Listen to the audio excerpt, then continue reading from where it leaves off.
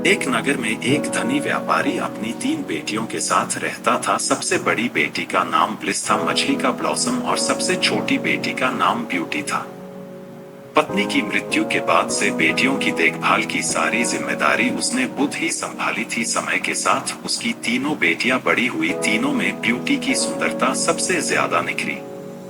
Beauty की सुंदरता के कारण दोनों बड़ी बहनें उससे जलने लगी। वे दोनों गुस्सैल, लालची और स्वार्थी स्वभाव की थी, लेकिन ब्यूटी का स्वभाव नम्र और दयालु था। अपनी बहनों के विपरीत वह उनसे प्रेम करती थी।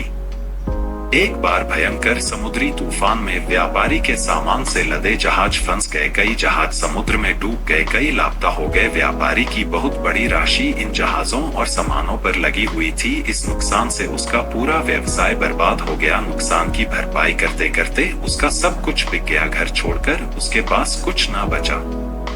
ऐसे में वह अपनी बेटियों के साथ गरीबी का जीवन व्यतीत करने विवश था। धनधान्य के भरपूर जीवन जीने की आदि दोनों बड़ी बेटियों को अभाव का ये जीवन रास नहीं आ रहा था। वे दिन भर अपने पिता को कोसती रहती थी।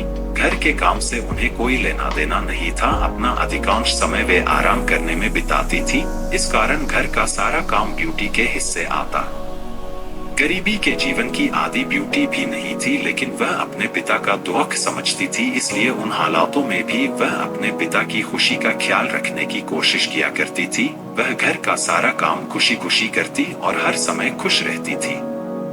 कई महीने बीत गए। एक दिन व्यापारी को कहीं से खबर मिली कि उसके लापता जहाजों में से एक जहाज बंदरगाह पहुंच गया है। इस खबर को सुनकर व्यापारी खुश हो गया और बंदरगाह जाने की तैयारी करने लगा। बंदरगाह रवाना होने के पहले व्यापारी ने अपनी बेटियों से पूछा कि वापसी में वह उनके लिए क्या लेकर आए। दोनों बड़ी बेटियों ने कपड़े, जूते, आभूषण और ऐसी ही अन्य चीजों की सूची बनाकर उसे दे दी। जब ब्यूटी की बारी आई तो वह बोली, पिताजी, आप मेरे लिए एक सुंदर लाल गुलाब का फूल लेकर आना। व्यापारी बंदरगाह जाने के लिए रवाना हो गया। लंबी यात्रा कर जब वह बंदरगाह पहुंचा तो बहुत निराश हुआ। उसका जहाज टूट चुका था।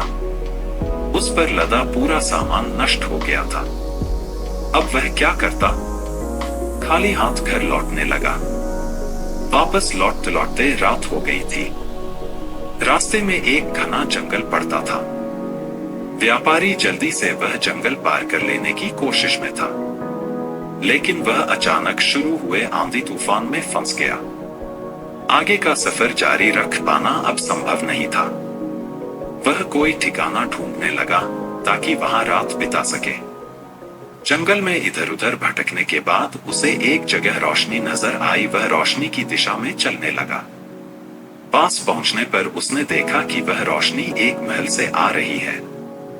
रात गुजारने के लिए आसरे की उम्मीद में वह महल के दरवाजे पर पहुंचा। महल का दरवाजा खुला हुआ है। उसने दरवाजे से ही आवाज लगाई, कोई है, कोई है, लेकिन महल के भीतर से कोई बाहर नहीं आया। कुछ देर इंतजार करने के बाद वह अंदर चला गया। वह महल शानदार था। वहां सभी चीजें करीने से सजी हुई थी। व्यापारी ने फिर से आवाज लगाई, लेकिन इस बार भी कोई नहीं आया। यह व्यापारी को कुछ विचित्र लगा। वह महल में घूमने लगा कि कहीं कोई उसे दिखाई पड़ जाए, लेकिन पूरा महल सूना पड़ा था। एक कमरे में उसे खाने की मेज दिखाई पड़ी, जो लजीज पकवानों से सजी हुई थी। दिन भर की यात्रा के बाद अब व्यापारी को जोरों की भूख लगाई थी। उसने मेज पर रखा खाना खाया और उसके बाद एक कमरे में जाकर सो गया। रात में उसे गहरी नींद आई। सुबह सूरज की रोशनी आंखों में पड़ी, तब उसकी नींद खुली। नींद खुलने पर उसकी नजर बिस्तर के किनारे पर पड़ी, जहां नए कपड़े रखे हुए थे। नहाकर तरोताजा होकर उसने वे कपड़े पहन लिए। अब वह वापस घर के लिए रवाना होने तैयार था। मौसम भी साफ हो चुका था, इसलिए कोई परेशानी न थी। खाने की मेज पर उसे गर्मा गर्म नाश्ता तैयार मिला। पेट भरकर नाश्ता करने के बाद वह महल के बाहर निकल आया। महल के बाहर एक खूबसूरत बगीचा था, जिसमें रंग बिरंगे फूल खिले थे। उनमें गुलाब के फूल भी थे। गुलाब के फूल देख व्यापारी को अपनी बेटी ब्यूटी की याद आ गई, जिसने उससे लाल गुलाब का फूल लाने की गुजारिश की थी। उसने सोचा कि दोनों बड़ी बेटियों की इच्छा तो मैं पूरी नहीं कर सका, कम से कम ब्यूटी की इच्छा तो पूरी कर ही सकता हूं। यह सोचकर उसने लाल रंग के गुलाब को तोड़ने के लिए अपना हाथ बढ़ाया, लेकिन तभी एक भयानक हंसी की आवाज ने उसे डरा दिया। वह हंसी एक राक्षस बीस्ट की थी, जो बड़ा भयानक था।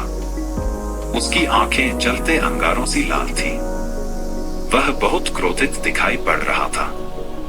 व्यापारी पर चिल्लाते हुए वह बोला, दुष्ट आदमी, मैंने तुम्हें अपने महल में आसरा दिया, स्वादिष्ट भोजन से तेरी भूख मिटाई, मुलायम और नरम बिस्तर पर तेरे सोने की व्यवस्था की, नए शानदार कपड़े पहनने को दिए। इस सब के बदले तूने क्या किया? मेरा एहसान मानने की जगह तू मेरे बगीचे से फूल चुरा रहा है। मैं तुझे मार डालूंगा। व्यापारी डर के मारे कांपने लगा। वह राक्षस से क्षमा याचना करते हुए बोला, मुझे क्षमा कर दो। मैं यह गुलाब अपनी बेटी के लिए तोड़ रहा था। उसने मुझसे लाल गुलाब का फूल लाने को कहा था। मैं बस उसकी इच्छा पूरी करना चाहता था। मेरी जान मत लो, तुम जो चाहोगे मैं करने को तैयार हूं। व्यापारी की बात सुनकर राक्षस बोला, ठीक है, मैं तुम्हें नहीं मारूंगा, लेकिन मेरी एक शर्त है। अपनी जिस बेटी के लिए तुम मेरे बाड़ से गुलाब तोड़ रहे हो, तुम उसे मेरे पास लेकर आओगे। उस समय राक्षस से पीछा छुड़ाने व्यापारी ने वह बात मान ली। राक्षस से उसे अपने बाड़ से गुलाब तोड़ने की इजाजत दे दी। एक लाल गुलाब का फूल लेकर व्यापारी वहां से अपने घर के लिए रवाना हो गया। जब वह घर पहुंचा तब भी बहुत घबराया और डरा हुआ था। उसने ब्यूटी को महल और राक्षस की बात बता दी। पूरी बात जानने के बाद ब्यूटी बोली, पिताजी, आपकी जान बचाने के लिए मैं अपनी जान भी कुर्बान करने को तैयार हूं। आप मुझे उस राक्षस के पास छोड़ दीजिए। व्यापारी अपनी प्यारी बेटी को कैसे एक राक्षस के हवाले कर देता? वह रोने लगा। वह ब्यूटी को समझाने लगा कि वह इतना स्वार्थी नहीं कि अपनी जान बचाने के लिए अपनी बेटी को एक राक्षस के हवाले कर दे। ब्यूटी जानती थी कि उसकी दोनों बड़ी बहनों के लिए उसके पिता का जीवित रहना आवश्यक है। वह जिद पर अड़ गई। आखिरकार व्यापारी को उसकी इस जिद के सामने झुकना पड़ा। वह दुखी मन से ब्यूटी को राक्षस के महल में छोड़ आया। जब ब्यूटी का राक्षस से सामना हुआ तो वह उसके भयानक रूप को देखकर डर गई। लेकिन कुछ ही दिनों में उसका ये डर खत्म हो गया, क्योंकि राक्षस का व्यवहार बहुत अच्छा था। राक्षस ने ब्यूटी को बहुत ही सुंदर कमरे में रखा।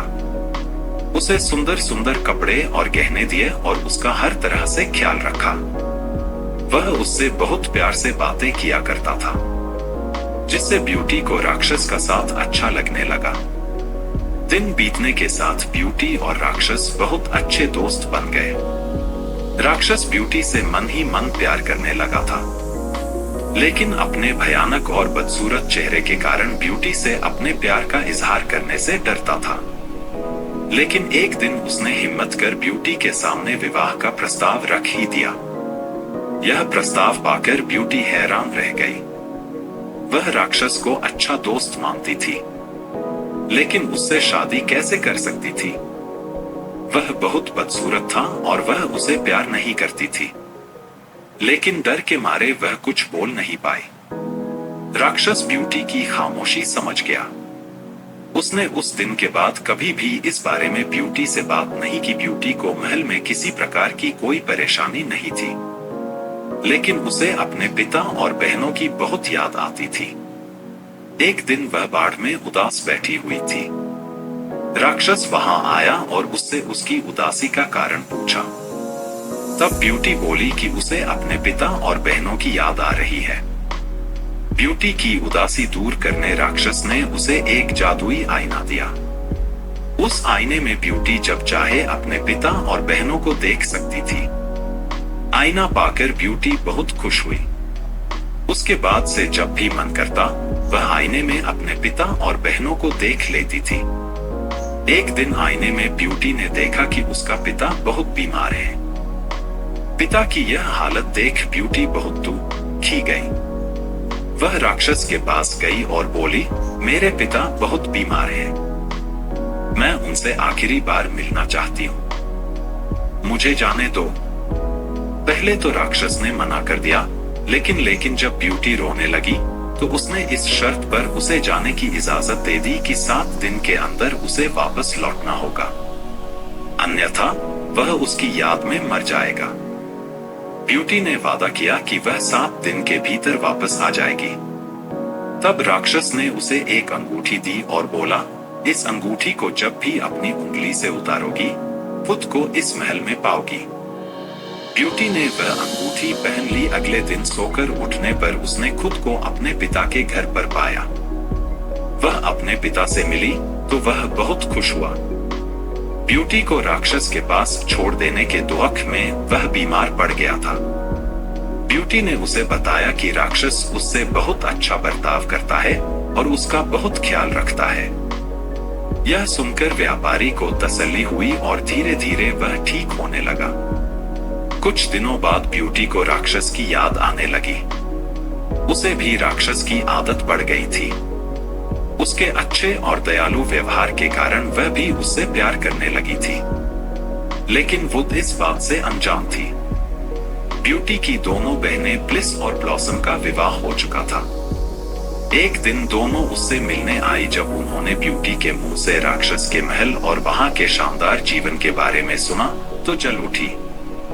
ब्यूटी ने उन्हें यह भी बता दिया था कि उसे 7 दिन के भीतर राक्षस के पास वापस जाना है।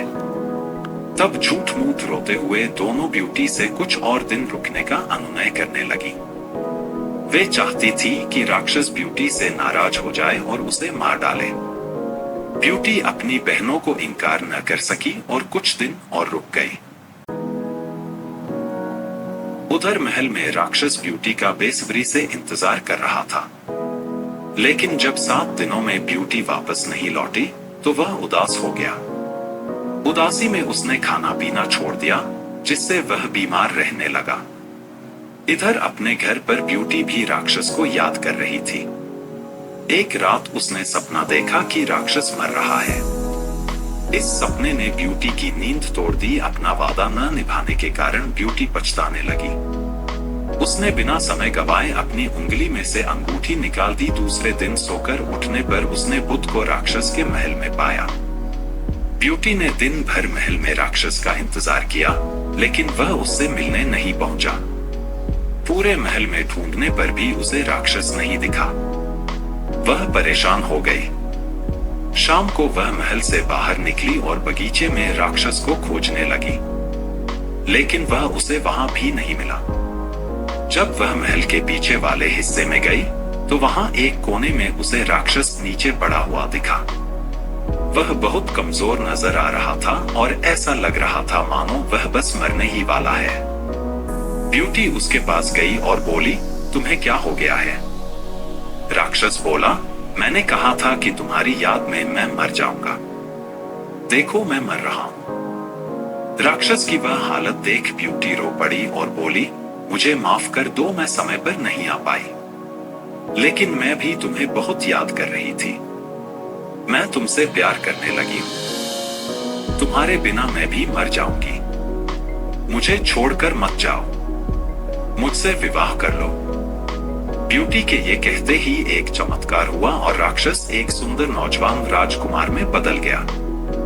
ब्यूटी यह देखकर हैरान रह गई। राजकुमार ने उसे बताया, एक दुष्ट जादूगरनी के श्राप के कारण मैं राक्षस बन गया था। उस श्राप का प्रभाव तभी समाप्त होता जब कोई मुझसे सच्चा प्यार करता, लेकिन मेरी बदसूरती के कारण कभी किसी ने मुझसे प्यार नहीं किया और मैं वर्षों तक राक्षस बना रहा। आज तुम्हारे सच्चे प्यार के कारण वह श्राप समाप्त हो सका है और मैं वापस अपने असली रूप में आ सका हूं। राक्षस और ब्यूटी ने विवाह कर लिया और खुशी खुशी रहने लगे।